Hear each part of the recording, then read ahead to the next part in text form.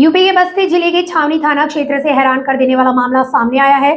यहाँ NH 28 पर बीते 29 अगस्त की रात को एक महिला के साथ एम्बुलेंस में छेड़छाड़ और एम्बुलेंस कर्मियों द्वारा उसके पति को ऑक्सीजन हटाकर उसे बाहर फेंक दिया गया, जिसके बाद उनके पति की मौत हो गई। ये महिला सिद्धार्थ नगर जिले के बांसी कोतवाली क्षेत्र के गोनहा ताल की रहने वाली थी।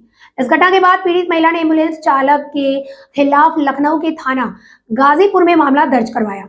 पीड़िता ने आरोप लगाते हुए कहा कि एम्बुलेंस कर्मियों ने उसके पति की ऑक्सीजन हटाकर उसे बाहर फेंक दिया गया, जिसके बाद उसने डायल 112 पर सूचना दी। घटनास्थल पर पुलिस पहुंची और महिला के पति को CHC हरिया में भर्ती कराया गया, जहां से गोरखपुर मेडिकल कॉलेज रेफर किया गया। वहां पर इलाज के दौरान पीड़िता के पति की मौत हो गई।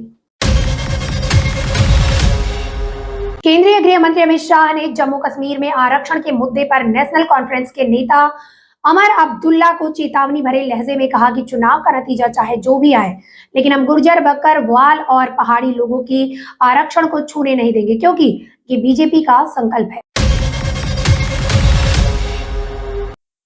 हरियाणा विधानसभा चुनाव 2024 को लेकर पूर्व भाजपा सांसद और भारतीय कुश्ती महासंघ के पूर्व प्रमुख बृजभूषण शरण ने बड़ा दावा किया है। वह बोले कि लोकसभा में विपक्ष के नेता राहुल गांधी ने दीपेंद्र हुड्डा और भूपेंद्र हुड्डा के साथ मिलकर उनके खिलाफ साजिश की है।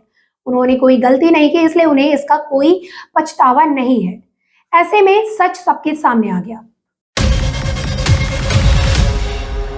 बिहार की राजनीति एक बार फिर चर्चा में है और इस बार सुर्खियों में है मुख्यमंत्री नीतीश कुमार और बीजेपी चीफ JP नड्डा की मुलाकात। हाल ही में हुई इस मीटिंग में नीतीश कुमार ने बड़ा बयान दिया, जिसने राजनीतिक गलियारों में हलचल मचा दी है। नीतीश कुमार ने साफ तौर पर कहा, हम 2 बार RJD के साथ चल गए हैं, गलती हुई थी, अब वो गलती नहीं होगी, अब कभी वापस नहीं जाएंगे। बिहार में जो भी विकास के काम हुए हैं वो BJP और JDU ने मिलकर किए हैं। बीजेपी ने हरियाणा विधानसभा चुनाव के लिए 67 उम्मीदवारों का ऐलान कर दिया है। इसमें एक नाम है सुनील सांगवान का। सुनील सांगवान 2 दिन पहले ही बीजेपी में शामिल हुए थे और अब पार्टी उन्हें चरखी दादरी सीट से उम्मीदवार बना दिया है। सुनील के बीजेपी में शामिल होने और उम्मीदवार बनाए जाने को सत्ता सिस्टम गठजोड़ का उदाहरण बताते हुए सवाल भी उठाए जा रहे हैं।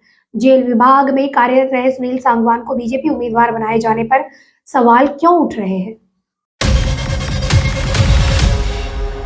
चंदौली भाजपा नेता की गुंडई पुलिस वाले को मारते हुए गाड़ी में बैठाया। चकिया तिराहे के करीब का बताया जा रहा वीडियो, पुलिस वाले को मारते हुए वीडियो वायरल। सूर्यमणि तिवारी हैं भाजपा नेता। भाजपा नेता के गुर्गों ने सिपाही को पीटते हुए गाड़ी में लादे हुए रवाना। हरियाणा विधानसभा चुनाव से पहले कांग्रेस का जोश हाई दिख रहा है। कांग्रेस नेता इस ओवर कॉन्फिडेंस में दिख रहे हैं कि अब की बार तो जीत उन्हीं की होकर रहेगी।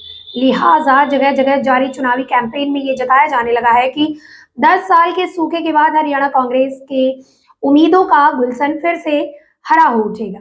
अब कांग्रेस के वरिष्ठ नेता रणदीप सुरजेवाला को ही ले लीजिए, उन्होंने तो डंके की चोट पर ताल ठोकनी भी शुरू कर दी। हरियाणा विधानसभा चुनाव के लिए घोषित पहली सूची में कांग्रेस पार्टी ने 5 महिलाओं को टिकट दिया है। इनमें पहलवान विनेश फोगाट को टिकट दिया है। वह हरियाणा में अपनी ससुराल जुलाना से चुनाव मैदान में उतरेंगी। कांग्रेस पार्टी ने पहली सूची में कुल 28 विधायकों को रिपीट किया है। पिछली बार कांग्रेस को 31 सीटों पर जीत मिली थी। कांग्रेस पार्टी ने 3 मुस्लिम को टिकट दिया है। तीनों ही नूंह जिले के सिटिंग विधायक हैं। कांग्रेस की पहली सूची में पूर्व मंत्री गीता बुक्कल को टिकट मिला है। वह कांग्रेस नेता और पूर्व मुख्यमंत्री भूपेंद्र सिंह हुड्डा की करीबी है। पहली सूची में हुड्डा पूरी तरह से छाए हुए हैं। कांग्रेस ने एक साथ 31 कैंडिडेट की सूची जारी करने के बाद इस राणा सुरक्षित सीट बलवीर सिंह को टिकट दिया है। बलवीर सिंह को जोड़कर कुल रिपीट होने वाले विधायकों की संख्या 29 हो गई है। भारत के सभी त्योहारों में गणेश महोत्सव का भी काफी महत्व है।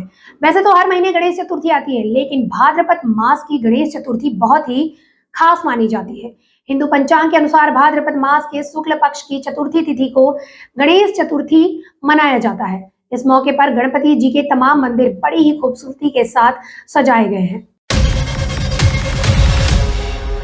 पुरुषों की ऊंची कूद में पेरिस पैरालंपिक 2024 में स्वर्ण पदक जीतने के बाद भारतीय पैरा एथलीट प्रवीण कुमार ने कहा कि वह इस बार गोल्ड जीतने के लिए दृढ़ थे और भारत वापस जाते समय पछतावा नहीं करना चाहते थे।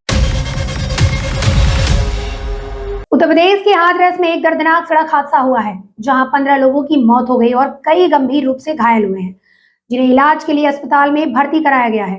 मृतकों की संख्या बढ़ने की आशंका बताई जा रही है। फूट फूट कर रोए अपनों को गंवाने वाले आंखों के आंसू थमने का नाम नहीं ले रहे। भयावह था हादसे का मंच। बजरंग पूनिया कांग्रेस पार्टी में शामिल हो गए हैं।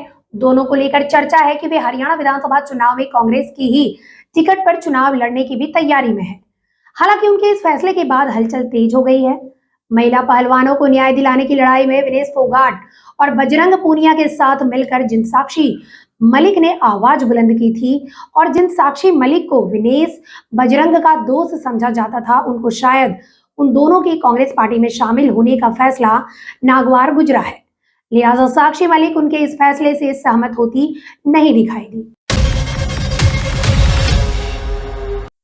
भारतीय कुश्ती महासंघ के अध्यक्ष संजय सिंह ने भारतीय पहलवान विनेश फोगाट और बजरंग पूनिया के कांग्रेस में शामिल होने पर कहा, ये होना ही था। सर्वविदित है कि ये पूरा आंदोलन कांग्रेस के इशारे पर हो रहा था, जिसके कर्ता धर्ता दीपेंद्र हुड्डा थे।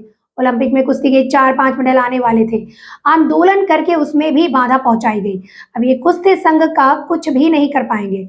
इनका कुछ भी असर हमारे कुश्ती संघ पर नहीं पड़ेगा।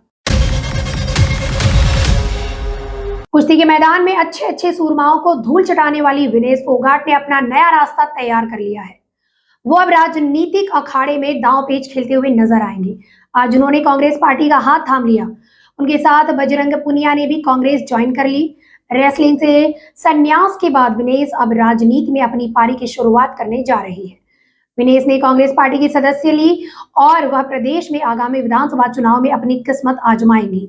ऐसे में विनेश की राजनीति करियर, पहले आइए जानते हैं रेसलिंग में उनकी उन उपलब्धियों के बारे में जिनके बारे में बहुत ही कम लोग। नमस्कार, मैं रुचि, आप देख रहे हैं दास्ताने हरियाणा, आपके हक की आवाज। अब देखिए हरियाणा से जुड़ी हर अपडेट सबसे पहले दास्ताने हरियाणा पर। इलेक्ट्रॉनिक्स मीडिया के साथ आप जुड़ सकते हैं हमारे साप्ताहिक समाचार पत्र के साथ, जो खबरों के साथ आपके हक की सीधी बात करता है। शासन और प्रशासन से जुड़े हुई तमाम बातें अब देखिए दास्ताने हरियाणा के साथ।